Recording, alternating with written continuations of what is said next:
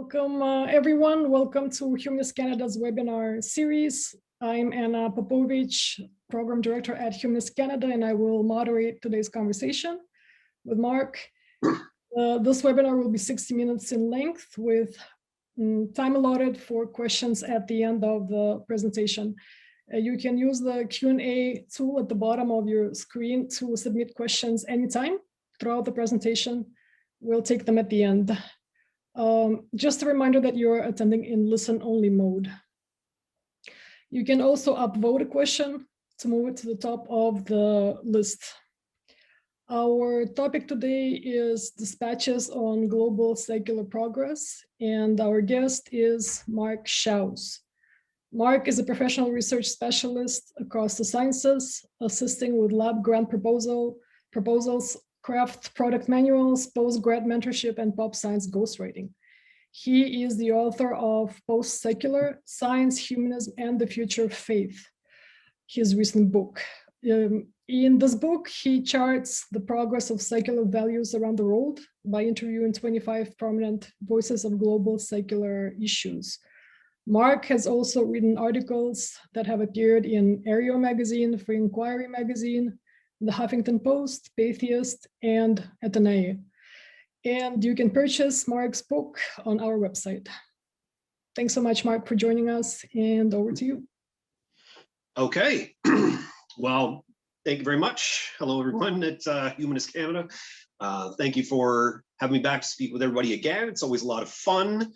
It's also very nice to see the group still flourishing here in the virtual age of the pandemic, where it's technically easier than ever to meet up with everybody than it ever has been from your living room or wherever you happen to be right now. But sadly, of course, we are forced to miss the in-person energy and camaraderie that we would normally get from seeing other people in person. It really reminds us, actually, just how important those things are when we're trying to consolidate these kinds of communities, that, you know, shared solidarity, and what atheist author and playwright Sikavu Hutchinson once called the sweat equity of showing other people that you're willing to put in the time and make the effort to invest in being there to be counted in person. But nevertheless, religious groups, for their part, also suffering from the same kinds of setbacks as we are.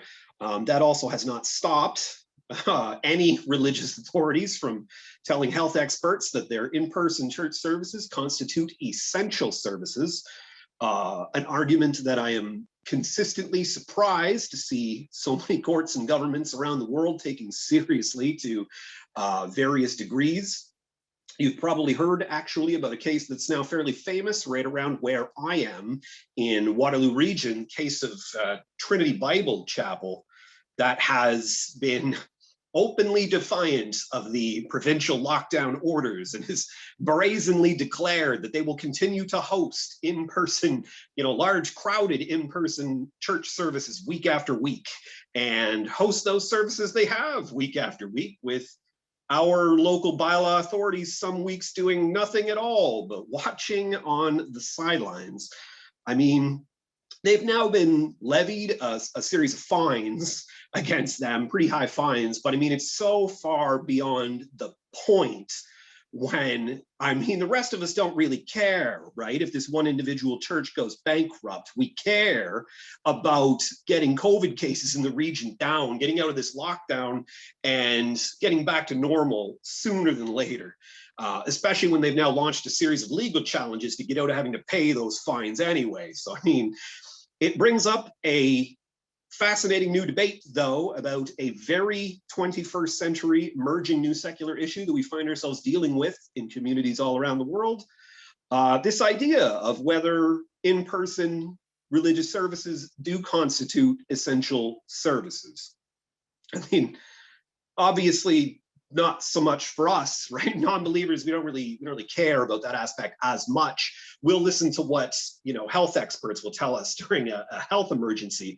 But we also find ourselves living here as ever and as everywhere else in a much more complex, much more diverse, multicultural society, where we're living with people who might have wildly different worldviews and values from what we have. And whether we like it or not, we're all kind of stuck with one another. So I do believe that we need to listen to other people when they say, I really need something in my life. These are my values. It's very important to me. It just is such a non-starter when we hear some of the rationalizations that have been provided for that kind of accommodation from religious believers, especially some of the believers around here from Trinity, where they'll come out from one of these illegal services and they'll run into a member of the media or somebody, talking about the story, and they'll get interviewed and they'll say, the interviewer will say, we got a pandemic going on. What are you doing in there? And to hear a rationalization like, well, you can go get a case of beer at the store, but I can't go pray in my church. Something's wrong if that's the case. Right? When one of those two things obviously involves being in a store for maybe like 5 minutes with a mask on, and the other one clearly involves being with a ton of other people, 300 at their Easter service, in a room for probably well over an hour, and often maskless, right? In the pictures that later came out from their services, practically nobody was wearing a mask. But I mean, at that point, they start to sound less like reasonable requests for accommodation from our fellow citizens and more like just selfish complaints from people who don't have a privilege over other people that they want to have. But anyway, I didn't mean to derail the start of this talk into a rant. My point was that I'm about to talk about some very good news about secular prospects around the world, but that there are some new and emerging secular issues coming up that we also need to be very vigilant about. Okay, so I'm Mark Schaus. The first time that I believe I had the pleasure of talking with many of you was right after the publication of my first book, Post-Secular: Science, Humanism, and the Future of Faith. And basically what that book was all about, for everybody who hasn't had a chance to pick it up yet, it was about me assessing and sharing all of the academic evidence out there that I believe can explain why we see some social groups around the world becoming more and more secular and others not so much, and why, because the trends that seem to be forcing some societies to become more secular seem to be tied to modernity itself, just an increase in some key social functions. And it seemed to me like if we can continue to keep that level of advancement in some parts of the world and that share that level of prosperity with more parts of the world going forward, that to me was an argument for a future of more secularism. So that was post-secular. The time after that I was able to host a lecture to speak with at least some of you that I know of was about the project that I had coming up right after that. So it was something of a follow-up book where I got talking to and interviewing some secular experts from all around the world to really just get a sense of, I mean, how far along are we on this progress? Which issues are maybe unique in your part of the world? What are you doing to further the prospects of non-believers, atheists and humanists, free thinkers, and basically, how can we more actively quarterback these values to hasten the arrival of a post-secular kind of future? So if we were having that conversation about that book project, that was probably back in probably 2019-ish. So it has been a long and winding road for this project ever since then, where I had a publisher lined up at the time of having that last conversation, subsequently imploded on me under the weight of some pretty severe internal staffing issues, had to drop a whole bunch of the projects they were working on. Very unfortunate. Mine was one of them. But in the meantime, between then and now, I've essentially just been staying on the research grind, really staying in the hustle and keeping up to date on all of the secular progress that I was talking about to see how far it actually has come between then and now, which actually was a stark comparison to make, to showcase just how much progress that we're making in some parts of the world. And in the extra time that I had, I would reach out to some of the secular experts that I've been talking with to say, hey, what do you think of this new, development here on this secular issue? Or what do you think of this piece of progress? And it gave me time to interview more people. And I got to interview some very cool people that are that are actually pretty famous in our secular circles anyway for this project. I got to interview guys like Phil Zuckerman and Andrew Copson, ladies like Sarah Hayter and Miriam Namazi. I got to interview people like Andrew Seidel and Mandisa Thomas, some very cool, very insightful, very intelligent people willing to share their thoughts on kind of the state of secularism and where we go from here. So the good news is that our very own Humanist Canada has agreed to take up the project, and it will finally now see the light of day this year, possibly even before the end of the summer. We'll have to see. And it is tentatively titled This World First: Dispatches on Global Secular Progress. So it's about exactly that. In it, I interview, as Anna was saying, over 25 regional secular experts, and that can range from people who run national humanist or atheist or just general pro-secularist group, whether on a national or even international level. Got to speak with some secular activists and academics who study these kinds of trends for a living. So in terms of a book about secular progress, what can we talk about? Well, probably the best thing that has struck out to me over the last several years of getting into this research is that social scientists now have a fairly robust case to say that secularism is, in fact, increasing around the world. And they can say that because they assess these so-called religiosity indexes, measurements of how religious a society is, and they take a look every year at World Values survey data, where essentially surveyors and pollsters all around the world will ask people values questions like, do you believe in God? Is God important to you? Do you go to church regularly? And social scientists have been finding that year after year after year, fewer and fewer people are answering in the affirmative on all of those questions. In assessing 90% of humanity, in fact, social scientists tell us that there are only 16 countries around the world that are still becoming more religious. Every other country is not. Every other country is moving in the opposite direction towards less religious belief and more embrace of secularism. Even the United States, which has long been held as this exception to secular trends that we see happening in other parts of the world, has been secularizing, get this, faster than any other nation on the planet between the years 2015 to now. And that's not just me observing that. That's coming from esteemed political scientist Ronald Inglehart running those numbers. And it can sound a little counterintuitive when we think of the Trump years down south, but that actually, social scientists have their theories for why we're seeing such stark embrace of secularism right around now. My favorite of those theories is the so-called Trump theory, where people have come to equate Trump's just toxic brand of Republican politics with Christianity in general, evangelical Christianity specifically, and that association has now become so nauseating for a large number of people that because nobody wants to be associated with the one, nobody wants to get into the other. But you know, there's the data is still being collected on why exactly we see that kind of change in the US.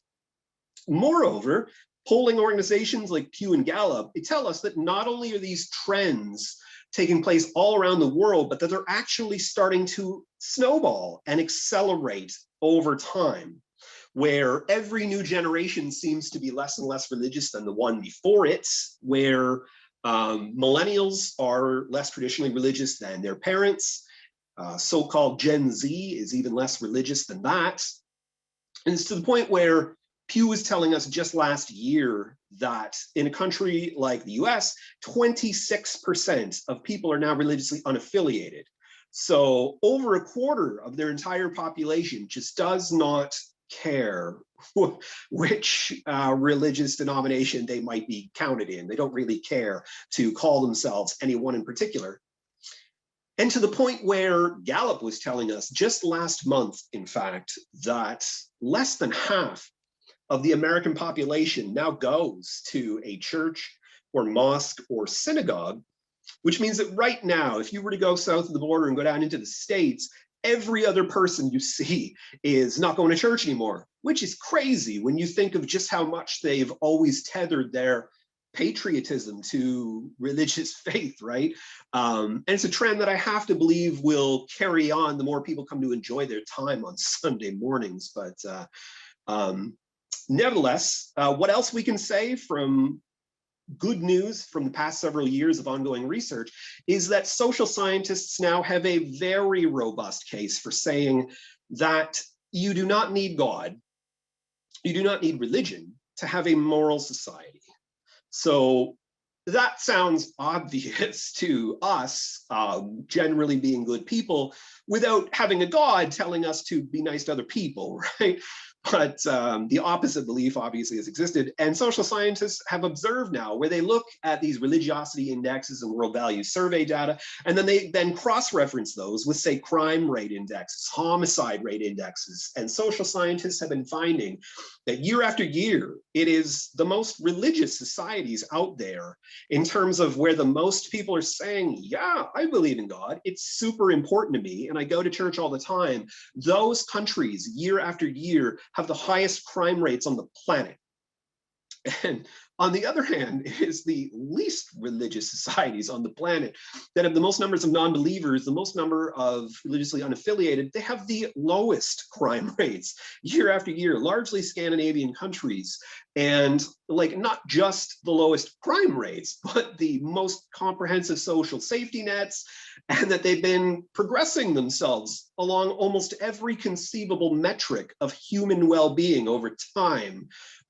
Everything from literacy rates to teen pregnancy rates. I mean, anything that we choose to measure as a measure of social function, non-religious societies just seem to be getting it done. But that's not to say, of course, that there is any kind of causal link there between religiosity and crime, right? Not that becoming religious will make you any more likely to go commit a crime, or that, you know, giving up your faith will make you any less likely to be a criminal or anything like that. But rather, and this is what makes this research, I think, so important for us, is that social scientists are now telling us that one necessarily follows the other. So if you have the secular society over here, we've had enough time now to measure what produces that kind of change. So when we assess when levels of religiosity start to plummet in a society and it starts to embrace more secular values after that, what happens in a society right before then? And social scientists are telling that what seems to be crucial for making that transformation is this tandem combination of increasing economic prosperity and an increase in overall social function. That very much seems to be the secret sauce of what produces secularism on the other side. So, I mean, economic prosperity is a fairly easy thing to measure in terms of looking at something like GDP or something, but doesn't actually tell us the whole story, right? Because a country like America has been this exception for many years to secular trends, despite being this economic juggernaut. And social scientists believe that it's because that there has always been this stark level of economic inequality in the US, where economic prosperity doesn't seem to produce the kind of attitude change in terms of this increasing of liberal kinds of attitudes that we see that kind of precedes the drop in religiosity. That it doesn't really seem to matter if you have a bunch of money by world standards. If you don't have enough money by the standards of the people around you, then you will have a lower amount of what they tend to call existential security. So how safe and secure you generally feel as an individual, that really seems to fuel this attitude change that precedes secularism, and it fuels what they call a rise of individual rights-based norms, which is a fancy phrase for what many of us would recognize as Enlightenment-style values. So values like support for innate human rights, support for free expression, support for liberal democracy, support for sexual emancipation, gender equality, racial equality, and support for scientific rationalism as our primary means of figuring out what's going on around us in the outside world. That when those kinds of focusing on the individual, you and your rights, when that seems to go up, we get the embrace of secularism and kind of this drifting away of religiosity thereafter. And that what seems to produce that is if you feel generally safe and secure as a person. So, I mean, the tandem combination of increasing economic prosperity is one thing, but increase in general social function seems to be the other.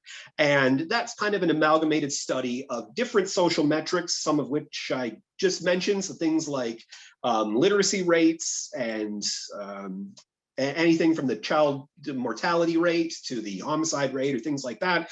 When countries start trending in positive directions in terms of a bunch of social functions, that they all contribute to this sense of existential security that will lead you to embrace the kind of liberalizing kinds of ideas that will lead to the secularism thereafter. And actually, fascinatingly, social scientists find that some increases in social function are much more important than other ones.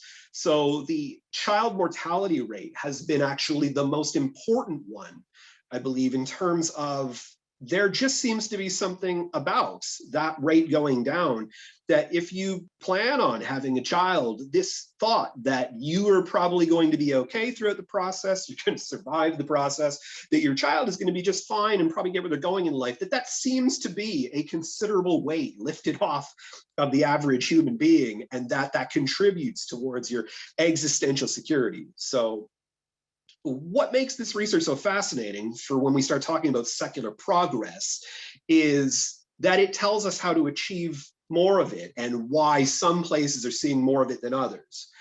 So it tells us, importantly, that the amount that we would like to celebrate a particular worldview as producing positive social outcomes has been a little bit less strong than we always thought it would. So if you have the worldview over here, and we want to celebrate the fact that it produces this well-functioning society, social scientists are telling us that it doesn't really go in that direction, that it goes in the opposite direction.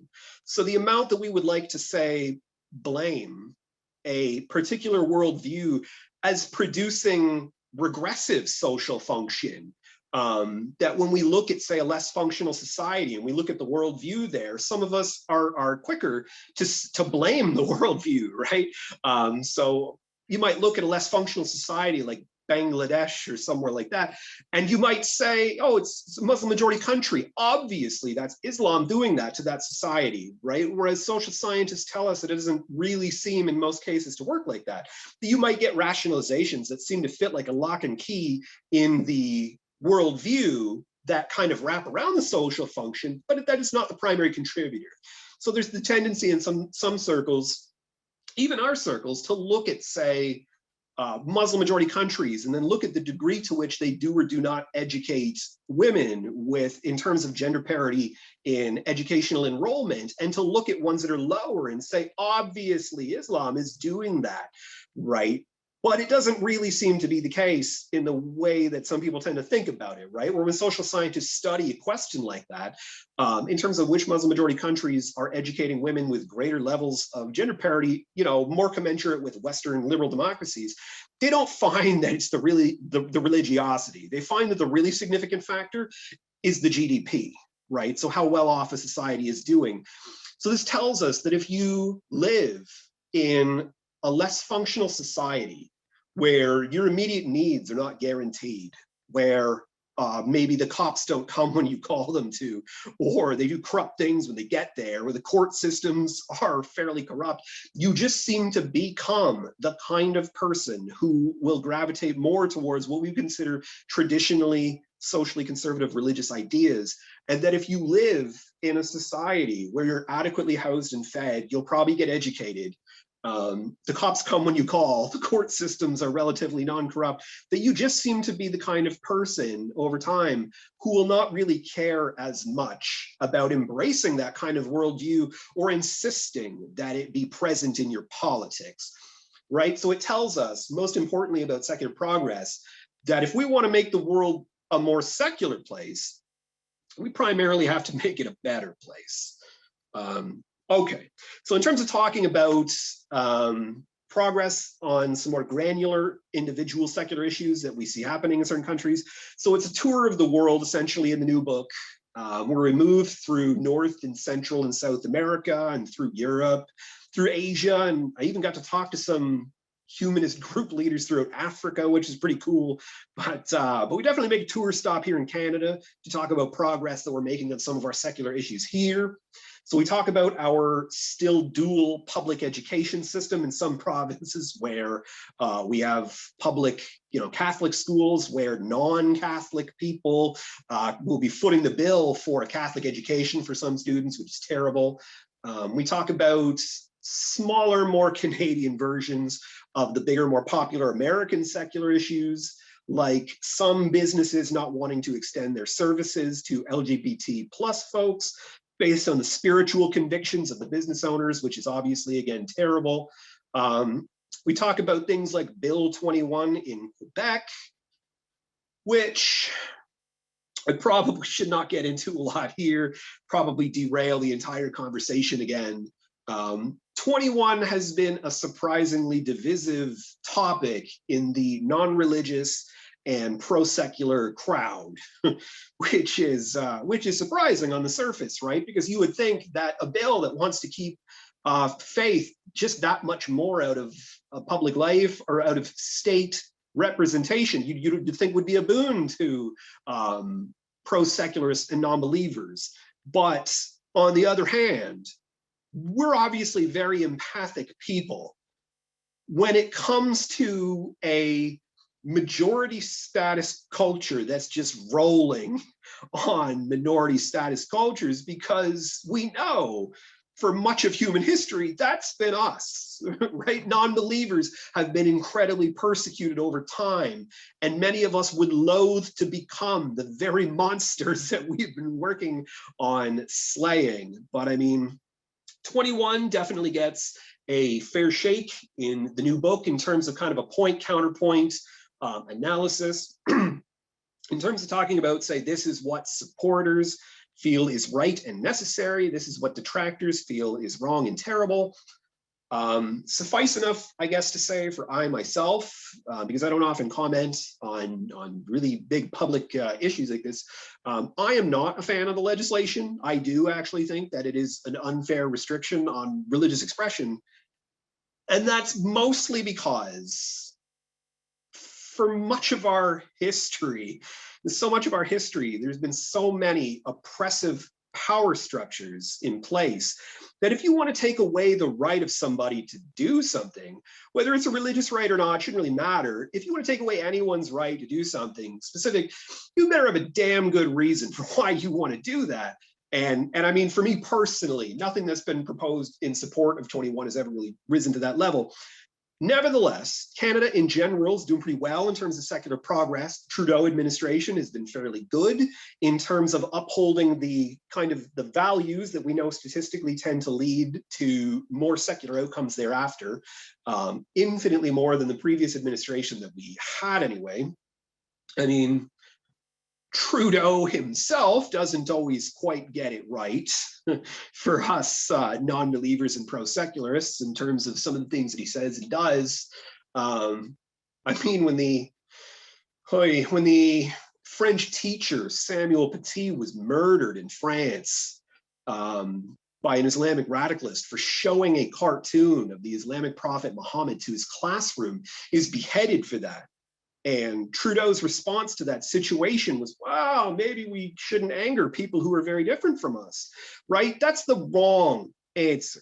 That's the wrong answer for a group of people, for anyone who actually values free expression and never wants to hear anything like that from their prime minister ever again, right? But by and large, the administration generally seems to get it right. They haven't cozied up to the churches any more than any other support source. They have pushed back when religious organizations have come at their campaign values, and they've managed to abolish some of the more arcane vice laws that we still had on our books, like drug decriminalization and assisted dying laws, which, once upon a time were very religiously rationalized laws that we've had. So generally trending in an acceptable direction in terms of secular values. Down south in the States, talking about secular progress sounds like a non-starter when we think of the Trump years, which were obviously just a veritable tsunami of bad news for religious non-believers and pro-secularists generally, with the Trump administration's constant enfranchisement of the religious rights of the few, the Christian religious rights of the few, over the civil rights of the many. Right? Where if we wanted to talk about all of the secular issues that came up just under Trump, we'd probably be here together until the sun's going down later. But just off the top of my head, you had everything from Trump's Muslim ban to his constant empowerment of Christian nationalists. You had to the more secretive and subversive campaigns that the Trump administration was waging against secular principles, like trying to weaken or even abolish the so-called Johnson Amendment, of their tax code that keeps out the shadowy slush funds of religious PAC dark money. There is nothing that Trump would have loved more than untraceable cash coming into his campaign from tax-exempt, religious organizations. Nothing he would have loved more. But there was everything from his stacking of the Supreme Court down there with religious conservatives, whose rulings will only come to look more and more crazy with a secularizing society. The time that he said that good people value God, not government. And, the time his attorney general was spouting Bible verses to support why they were separating kids from their parents at the border, and just so many others.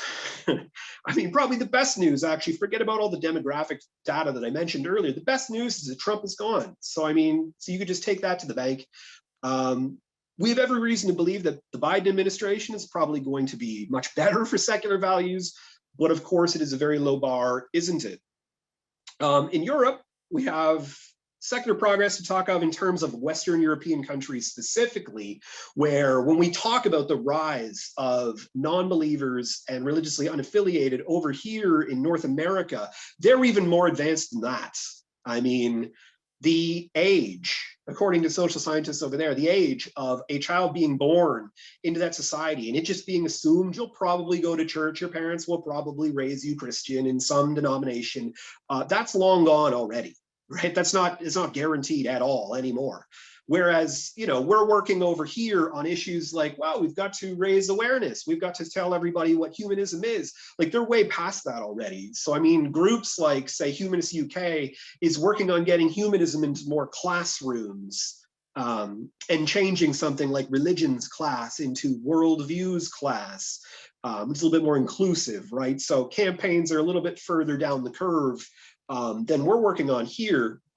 Just a sign of how much progress there has been in Western European nations. The issues that we talk about in the book largely focus on the challenges that are being faced by many European nations now in attempting to integrate large numbers of incoming migrant Muslims who are fleeing violence in places like Syria, and the challenges that are being faced in many European nations now when at least some incoming newcomers don't always assimilate well into the native culture that they're going to a degree that native citizens would always like from their newcomers, and especially when at least some incoming newcomers would like to insist on asserting religious rights, conservative religious rights, in secular society, that can seem to directly contradict the overall national culture that native citizens have grown up with and are accustomed to. So a country like France, for example, to counteract that force, now has some of the most proactively secular laws in the world, where they basically say, if you're coming here, you're going to be French.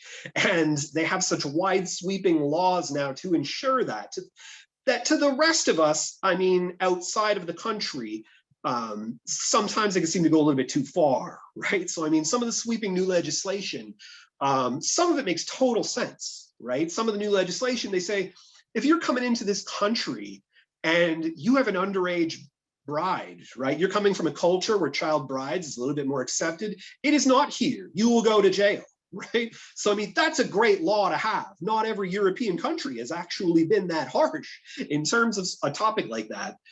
Or say they have a new law that says if you're a doctor and you're giving girls a virginity certificate, Muslim girls, so they can present this certificate at their marriage, look, it's on paper, that if you're a doctor and you're doing that, we're going to come for your license, right? That is just so totally contrary to French values that that doesn't belong in our society, right? And things like that, I can absolutely understand. Some of the more wide sweeping legislation, I mean, the government authorities believe that much of the radicalization happens in the home, right? So during homeschooling, so they say, that's it, no more homeschooling for anybody over the age of 3. After that, everybody is going to a French public school. You're going to learn French civics, and you're going to learn our values there, right? And in terms of enforcing that, they've launched these new dragnets, just government inspections, random inspections that will go to schools to make sure that nothing too religious-y is going on in there. And some of the reports that I've heard of these inspections, but they just fly in like SWAT teams, right? And start rooting through the contents of the school, right? If any girl is caught wearing a headscarf or something, it's not allowed in French schools, they'll shut the school down for something like that, or they'll start checking the closets, the fridge, what's in this fridge, right? And when it gets to that level, it can seem almost authoritarian in a way to many of us who exist outside of the country, right? In a vacuum. The crucial context, obviously, for a country like France is that they have sustained hundreds of deaths over just the past few years alone, due precisely to Islamic radicalism. And so at the end of the day, the context is that they want to do something about the fact that you could be shot dead at a cafe just for looking French, or machete attacked at the Louvre just for looking French again. So they want to do something about it. And it can seem sometimes for some of us on the outside to be a little bit too far, where many of us are very much the live and let live type, right? I mean, a lot of us like to think you should be able to have your own religious values, so long as you're not hurting anybody. If it doesn't pick my pocket or break my leg, you can do whatever you want. Right? And if you want to have your own identity, your own culture that is entirely outside of a national identity or culture, all of the power to you, but buttressed, obviously, by the idea that liberal societies don't always need to tolerate intolerant behavior, and that we are living in much more complex and diverse and multicultural societies. And if you have a problem with a behavior that you see, whether it's religious or not, should have no problem, should have no bearing on it. Whether it's Christian or not, whether it's Muslim or not, should have no bearing. If you have a problem with a behavior that you see, feel like it's damaging to yourself and others and society at large, maybe a lot of other people feel the same way, that you have to be able to express those criticisms, so long as you're doing it respectfully, like an adult, and cognizant, if you happen to be in the culture majority, of the megaphone that you might have, and whether your views might make somebody way too uncomfortable or something like that, that you need to be able to do that, because we are trying to juggle the competing needs of everybody. And when somebody really doesn't like something that's going on in their society, a whole bunch of people really don't like something that's going on in their society, they want to do something about it, possibly even something drastic. We here in Canada, we've had a front row seat over the last couple of years of what can happen in a society when a group of people who feel that way get shouted down and just called bigots or Islamophobes or whatever, get shouted down, called fascists, called deplorable maybe, and ignored by their mainstream media conversation sources. We've seen what can happen in that kind of situation. You get Trumps, right? You just get Trumps. But anyway, that delicate conversation is definitely in the new book. We definitely also visit the Middle East, which has historically, of course, been just a hotbed of religious conservatism. And we study some progress that's been going on in the region since the dawn of the Arab Spring especially, where the Arab Spring was just this time of popular uprisings in the region that promised to depose the dictators that had been there for a long period of time and promised to potentially usher in maybe a whole new era of civil rights growth for the region. That sadly has not come to pass for the region at large. Some countries, a country like Tunisia, where this web of revolutions first started, we have seen some real substantive positive change. So literal by the letter Islamic legislation has since been watered down for non-Muslim minorities of people, and that we've seen a trending of women's rights movements in the country and things like that. Very good things that would show us that that middle stature of values is becoming formidable to become a foundation for some of the things we'd like to see. Not too much of that is going on in too many neighboring countries. Egypt, probably the more famous of the Arab Spring revolutions, the Tahrir Square Revolution. The ouster of the dictator there really had a lot of people hoping that there would be some civil rights growth there. That has not come to pass, really. The government that was voted in was subsequently overthrown. The new government is pretty much as bad as the old one. It's still dangerous for journalists in the country. It's still dangerous for non-believers in the country, atheism having since been debated as a crime by the country's lawmakers themselves. Neighboring Libya, after their ouster of their dictator, just descended into civil war that's still going on now. Yemen just descended into a battleground state of proxy warfares, coming in from neighboring powers. And countries like Iran, Iraq, and Pakistan are still not countries that many non-believers who are used to life in the liberal West would ever want to go live in willingly. But we do still have some progress to talk about in the region. So a country like Saudi Arabia, for example, has famously been at the forefront of some liberal changes there. Now, whether they're real liberal changes or whether it's just window dressing for an oppressive regime that wants to continue being oppressive behind the scenes, the jury is still out on that. But we have seen some impressive liberal changes in the country. They dropped their infamous guardian law where, women need to have a guardian when they go out of the house or when they want to go travel. Women can drive in the country now, even if some of the activists who work to make it happen are still paying the price for it. Women can go to sports matches, even if they have to sit in their own, section of the stadium. And Saudi authorities have even dropped some of the sketchiest parts of the school curriculum that they had year after year that had a lot of religious influence in terms of content in school textbooks that would say things, like imply like the non-believers are bad and that there may be this end of days battle in which we'll have to kill all of the Jews and things like that. For generations, those were just in Saudi textbooks for students to learn, right? So very fortunate that was taken out just in December of last year, but it's something. And in nearby UAE, we've seen a good watering down of the religiously rationalized anti-drinking laws they had there, laws against the cohabitation of unmarried couples, and honor crimes are actual crimes now. So that is very good to see. A country like India, we've seen a mass popular uprising against parts of the religiously based legislation that were particularly anachronistic. So I guess there was some Muslim-specific law where you could essentially say the word divorce 3 times, that you would legally then be divorced from your partner and that only men could do it. And we saw the launching of a massive popular women's rights campaign to take that down, and they succeeded. So we definitely see that kind of progress in terms of grassroots action in a country like India.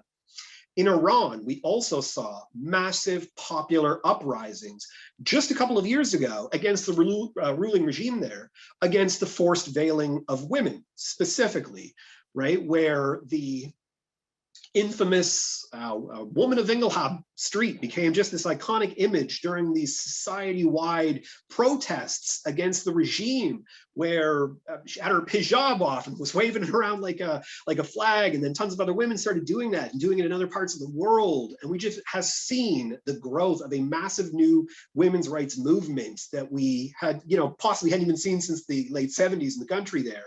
The last book, actually, that I had the privilege of reading was Mazia Linajad's book, The Wind in My Hair, where she started a grassroots women's rights campaign there on social media to start a hashtag for, if you're a girl there, you could take off your hijab and just post a picture of yourself looking like that, to normalize that kind of behavior, to mainstream that kind of behavior, to tell everybody else, this is okay, you're okay to do this. And we saw women from all around the world keep that hashtag trending every day, so that any woman or girl in Iran who logged into her Twitter account would see it there in the trending hashtags section. And it's to the point in Iran now where we see such gender parity in educational enrollment that more women than men now go to university, and more unmarried couples than ever before are living together. Surefire signs of increasing liberalism to me. So even if it's not the kind of progress that we wish we were talking about there is still progress to discuss. So when pollsters conduct anonymous surveys where other people around you don't know what you just said, they find that the level of irreligiosity that they find is actually much higher than what you would expect. So they found that in 2013, for example, in a recent survey, in 2013, the number of Arabs self-describing as not religious was only about 8% in 2013. And then in 2018, it was 13%. So very easy stat to remember for that reason. But so even if it's not what we wish we were talking about, definitely some signs of progress there. Okay. Oh goodness, I spoke for quite a long time about all that. I really wanted to talk about what some fantastic groups that I got to speak with are doing all around the world in terms of advancing irreligious and religiously unaffiliated causes. Quick. Groups like the Freedom from Religion Foundation in the US that will do really important work, like if a lawmaker wants to start commingling, church and state, which is totally against the law at a federal constitutional level there. FFRF, a group like them, will go in and hit them where it hurts financially. They will take them to court for doing something that is clearly illegal. And at any one time, they have like 8 different court cases going on. And they prefer not to even go to court if they can help it, because they're a nonprofit. And they have just a litany of cases that they have won outside of the courts in terms of enforcing a level of secularism, which to me is very important work in different countries, the legal aspect. Because in the words of their Director of Strategic Response, Andrew Seidel, sweat the small stuff, every little thing, legislate that and win, because you never know when some little case could become a big deal in a bigger case, right? So in terms of getting a precedent going, that is some of the crucial work. Or a group like Foundation Beyond Belief, where they're essentially a community works group that is non-religious. So they'll take non-believers in a community and set them up with some pro-atheist swag and get them out into the community just doing good things, like cleaning up a highway, cleaning up a park, or running a soup kitchen, or helping after a natural disaster like a flood or a hurricane. And it does such crucial work in terms of the individual hearts and minds of other people who may harbor crazy thoughts about non-believers. It simply becomes untenable, this idea that without God, you will instantly become this cold and calculating, scheming Ivan Karamazov of a character that, with no moral north, right? For somebody to be able to see non-believers just doing good things in their time off for no money or anything like that has to change some hearts and minds. So work like that is just so important, and we see it picking up in more and more communities all around the world. Definitely talk about them in the new book. And cool campaigns like non-belief relief, which will essentially say to non-believers who are living in parts of the world where it's dangerous to be, if you are at risk because of your beliefs, we will help you, right? We will help you apply for, asylum status somewhere else. We will help you with some of the transit costs. We'll get you started and integrated in a community of like-minded people who share your values so you can get out of there. It's been called the Underground Railroad of non-believers. Really fantastic things like that going on in more and more groups all around the world. But I think with the final few moments that I have left in this talk, I would like to comment on what a rising number of non-believers and pro-secularists could actually achieve in a world where we have more access to more capital and more voting power. So in a country like America, for example, and I hate to keep riffing on America, their polling organizations are top notch. We know the most about their non-religious.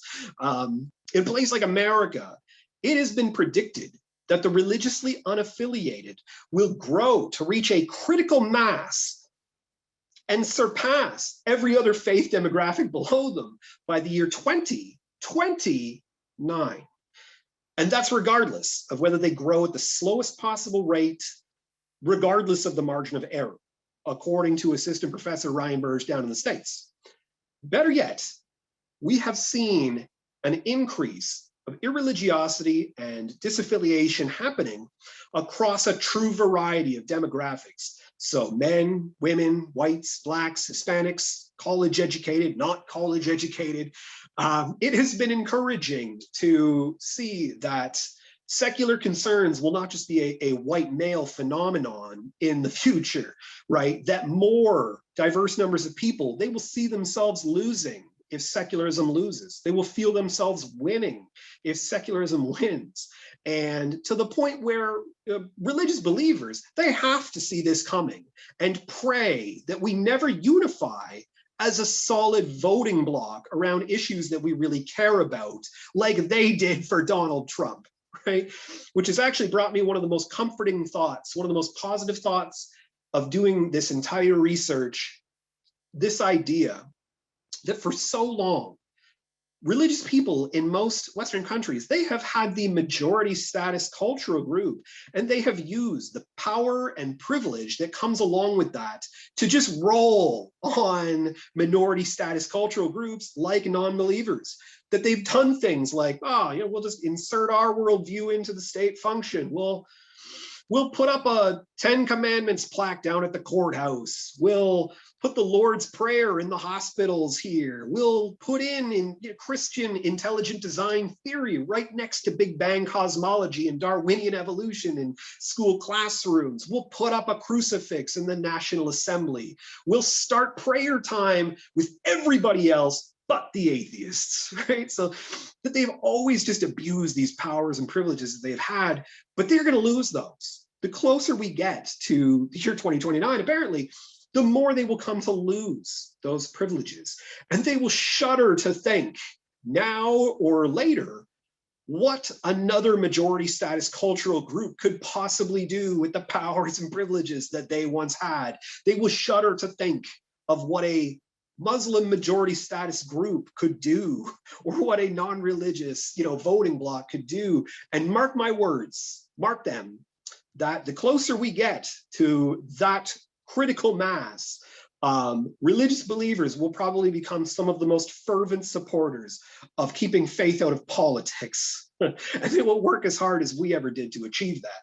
But nevertheless, we non-believers are no monolith, of course, in terms of the issues we support. We're a very independent bunch. We don't like forcing our worldview on other people. We don't like to proselytize. That's probably keeping our numbers suppressed from what they could be. But it tells us that there are not a ton of political causes that will rally all of us.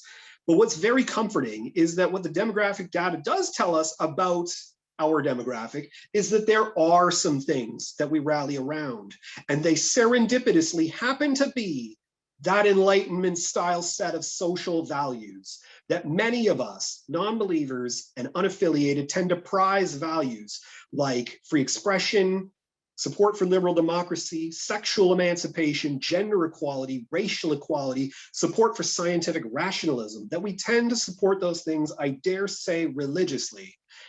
And if our collective platform has anything to do with empowering those values here or anywhere else, that not only sounds like progress to me, but it sounds like an additional accelerator, bringing about more growth of secularism and more non-believers.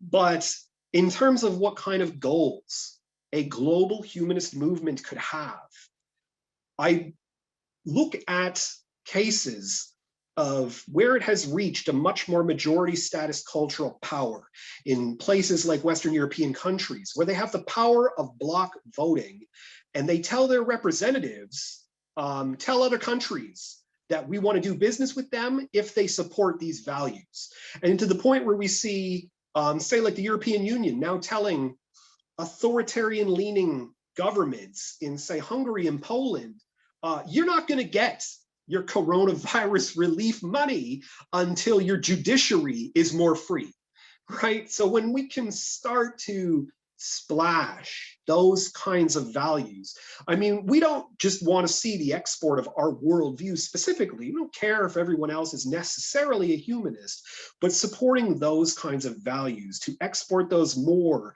to be able to tell our leaders, go tell China that we're going to look for other sources of our goods, and until the Uyghurs are free there, right? To be able to make those kinds of foreign policy kinds of influences is where I see the future of a global humanist kind of bloc. Nevertheless, until we get there, if we believe ourselves to be data-driven people, the data has been unequivocal in terms of what our game plan should be to get there. Empower other communities around us. Empower economic prosperity where we can. Fight economic inequality. Embrace things that support sexual emancipation, gender equality, and racial equality, like social justice issues, and support those Enlightenment-style social values anywhere we possibly can. Okay, thank you. All right, thanks so much, Mark, for your presentation. Let's go to questions now. And again, just a reminder that you can purchase Mark's book at our website, web store, shop.humanistcanada.ca. Thanks, Rick, for that. What is the name of your new book? Sorry? What's the name of your new book? Like the one that I just had published back in October? Is there a new book? That's a question from Ardi. Is there a new book you're working on in terms of your next research? That you want to announce? Yeah, I just had another new book that has nothing to do at all with secularism. That's much more about pop science and trying to help out the world in other ways. It came out back in October, and have just finalized like last finishing touches on This World First. So I'm not necessarily pushing another project too heavily.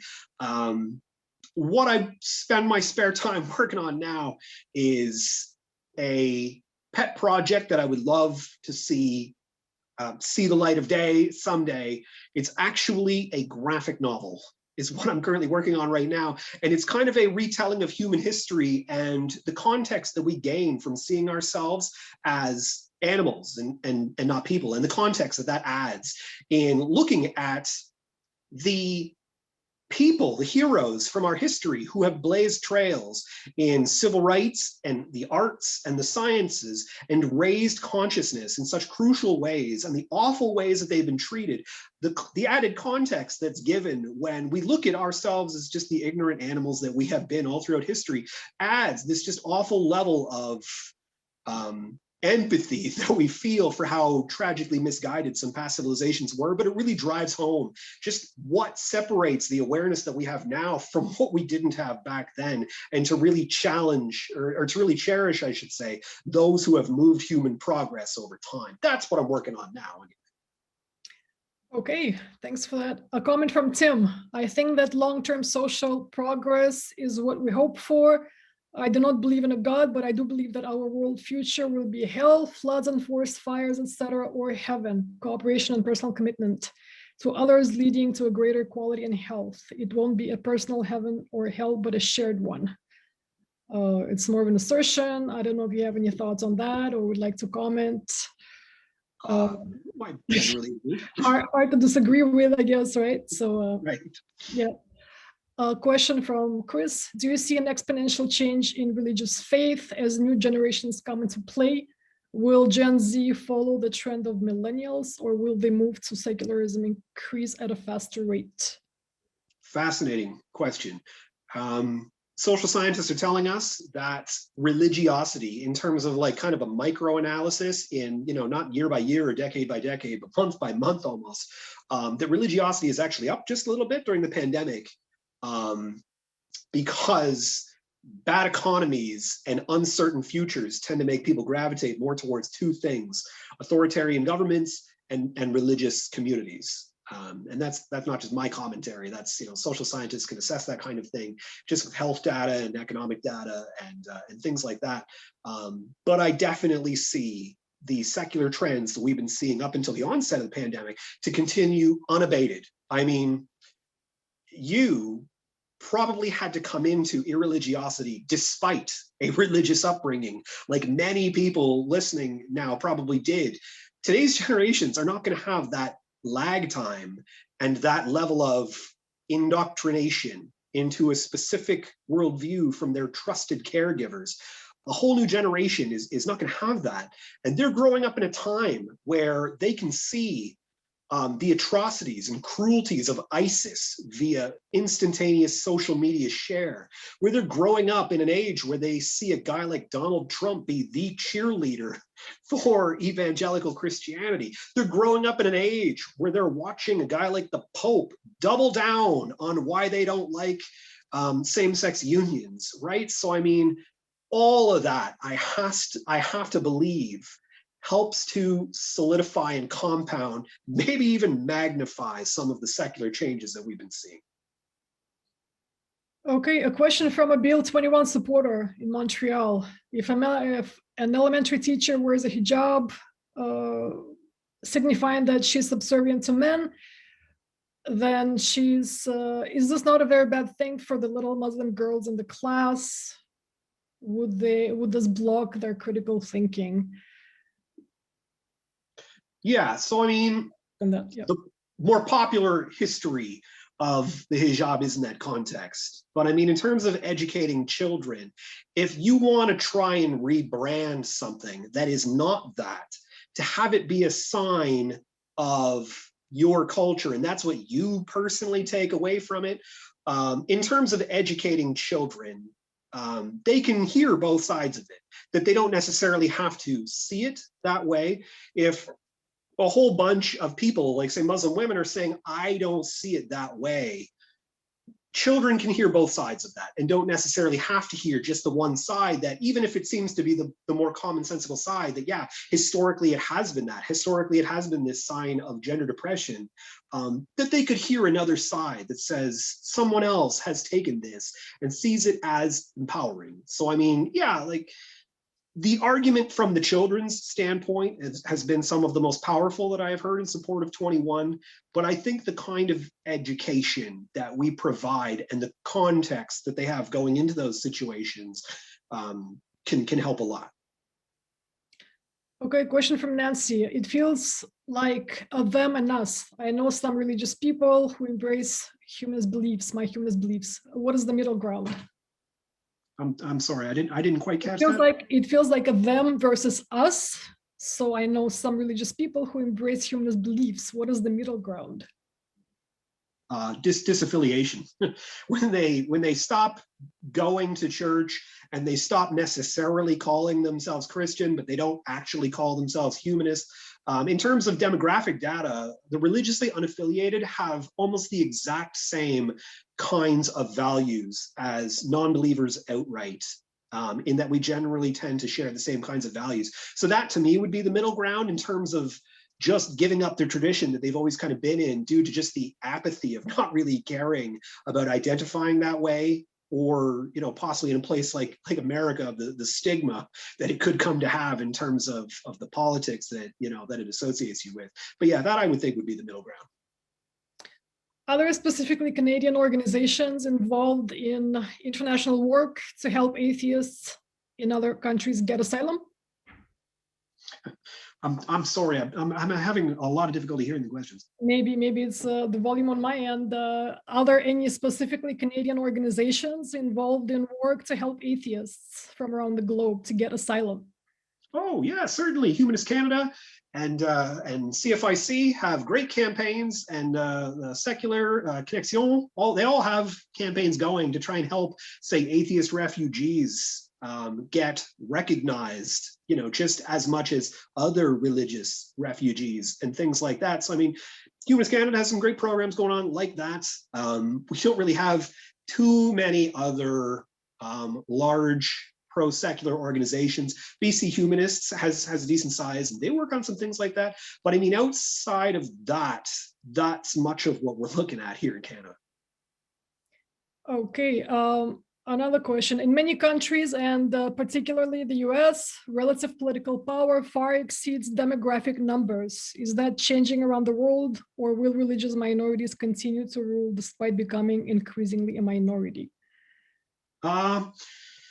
Well, the voting patterns of a religious bloc in a place like America, I think, has taught other people about what kinds of power a voting bloc can have. That you don't need to necessarily have a majority to hijack a modern democracy, in the words of Catherine Stewart, that you just need to have a dedicated bloc who votes in unison and is immune to criticism.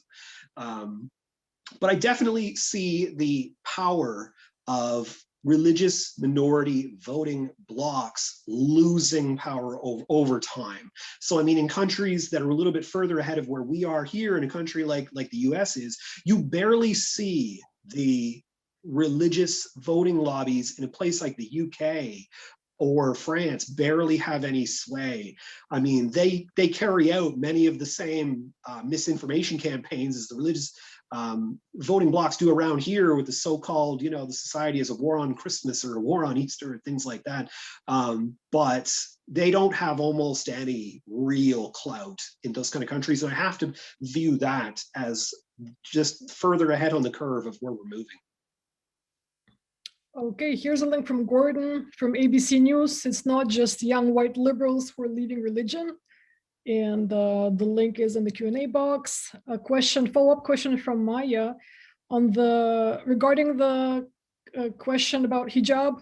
Do you believe we can uncouple history and religious symbolism in contemporary societies? And we had a whole series on Bill 21.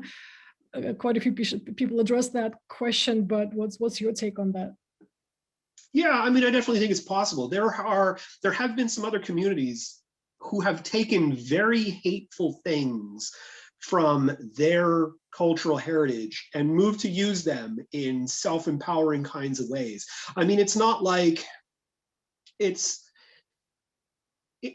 I don't necessarily see a change for the hijab like that convincing everybody, just because it still has a ongoing history as a symbol of gender depression, because it's still being used in some parts of the world as something very hateful. So I think it will take a lot longer if, say, Muslim women or just Muslim people in general, or incredibly liberal people, want to try and rebrand specifically the hijab as not historically a symbol of gender depression. But yeah, no, absolutely, I do believe that's possible. I myself, I believe that you have to be cognizant, I would think, of the history if you're wearing one, and that there really is no argument that it has been like that, but that if you want to rebrand it yourself, that you shouldn't be kept from doing that, say. I mean, if somebody was to say, you cannot rebrand this, it's forever branded, I don't think that is sustainable. If a lot of people feel like something is very important for their cultural heritage and their identity, that you should be allowed to rebrand something and try and make it something more positive, so long as you're not just whitewashing history and ignoring the fact that it's still being used as a tool of oppression right now.